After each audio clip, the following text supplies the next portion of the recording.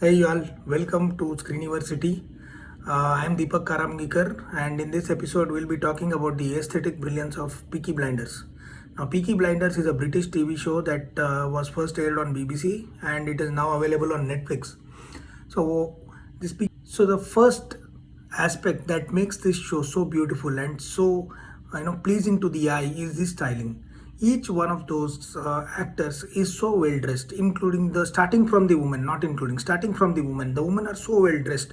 Those long dresses, those gowns, that styling, those sunglasses they carry, the bags they carry, and the jewelry started. And when coming to the men, they are all wearing three-piece suits which are like 1920s 1910s fashion, and they are wearing matching hats, and the shoes, and there are bow ties there are, and the glasses are round framed, and it everything basically gives such a very what do you call it, it's a very classic feel to the entire show. That's where the beauty begins. I mean, I can't imagine Peaky Blinders without thinking about their clothes. That's what, in fact, I have heard. I just while I was researching more on this show, I saw that there are some clothes lines which have started selling Peaky Blinders range of tweed and wool suiting material and things like that. I mean, it's just a brilliant collection. So the first thing that is striking is this styling. So the second aspect that brings out the aesthetic sense of the showrunners is the lighting. We have to understand that this show is set in Birmingham, which is a very cold place, and usually it's located in a place where there is not a lot of sunlight and it's cloudy mostly. And keeping that in mind, if you notice, all the outdoor scenes that are shot in this TV show, which are during the day, are mostly dull and melancholic.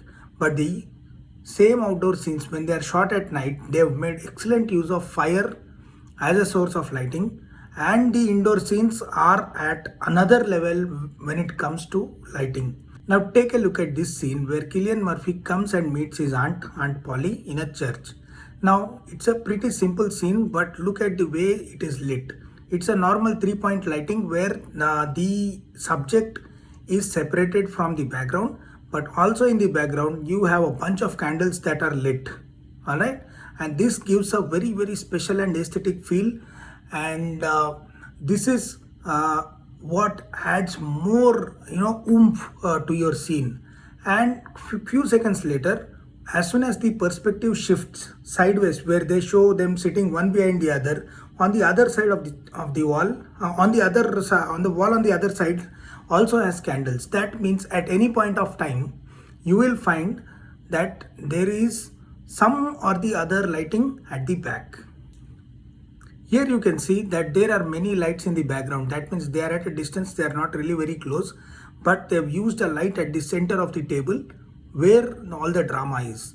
So whenever you are trying to light up a frame in which there are two or more characters, it is better to use a central light that will put focus and throw some light on all the faces, and you can capture them well when you want to focus on them.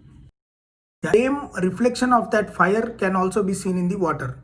Now this is some brilliant execution. If this scene was shot during the day, it would have not been effective.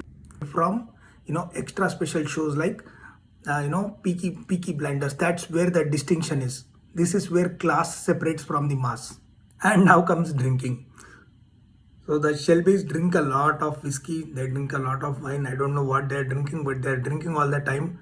And a lot of scenes are set in pubs and meetings. Even if they are with enough, while working they are drinking, while meeting they are drinking, and while before fighting they are drinking, after fighting they are drinking because they are happy, they are drinking because they are sad. There is so much drinking involved. But the point here I'm trying to make is, look at the kind of weightage that is given to tell the story. I mean, maybe those people used to drink a lot. The kind of weightage, how alcohol and smoking are a part of that entire grand show that you are seeing on the frame is what is appreciable. And especially when you are counting in these elements as an essential part of the frame, they naturally contribute to the aesthetics. Now comes my second favorite part after lighting. It's the aesthetic violence. Quentin Tarantino is the king of aesthetic violence. We know that. He has transformed violence on screen into an art form so magical that only he can. Not just the fights, but even the preparations for the fight are so dramatically shot, and so they look so beautiful, like everyone dressed well going to a gang war. It's just amazing. Take a look at this scene where the scene starts from a frame where they capture only their reflection in water, and then they show their shoes, and then they show them actually. It's like just amazing levels of cinematography. And this scene actually, I think, defines what this is the moment in while watching Peaky Blinders that I decided that this is going to be one of the best shows you will ever see. And here, the kind of sounds and the background music that was used was just absolutely mind blowing. You should watch this show. He is Arthur Shelby.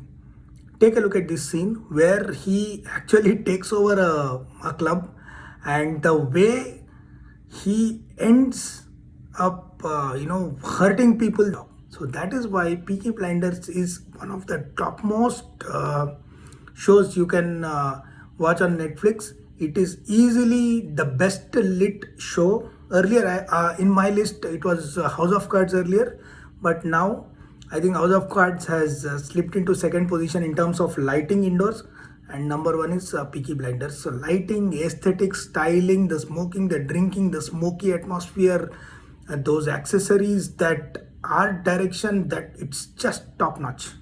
So if you get a chance, do watch it. Thank you for watching this episode of Screen University. I'll see you in a few days. Bye bye.